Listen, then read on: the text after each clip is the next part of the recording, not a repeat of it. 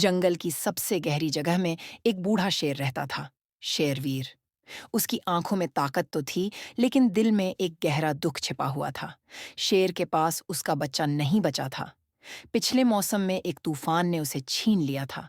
शेर हर रोज अपने पीछे खाली जगह देखता और चुपचाप अपने आंसू पोंछता। जानवर भी रोते हैं। एक दिन जंगल में आग लग गई। हर जानवर डरकर भाग रहा था। शेरवीर ने अपनी जान खतरे में डालकर छोटे जानवरों को सुरक्षित जगह तक पहुंचाया। यह देखकर जंगल के सभी जानवर हैरान रह गए, क्योंकि शेर के अंदर का दर्द, उसकी चुप्पी और अपनी जिंदगी की हिम्मत सबके सामने स्पष्ट हो गई थी।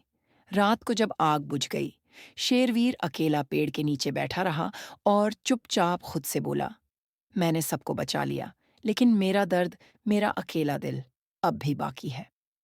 और उस रात जंगल के सारे जानवर पहली बार महसूस कर पाए कि शेर सिर्फ ताकतवर नहीं है, वह भी दर्द महसूस करता है, वह भी अकेला होता है और वह भी चुपचाप रोता है। अगर आप ऐसे दिल छू लेने वाले कार्टून देखना चाहते हैं, तो हमारे चैनल को सब्सक्राइब करें। धन्यवाद।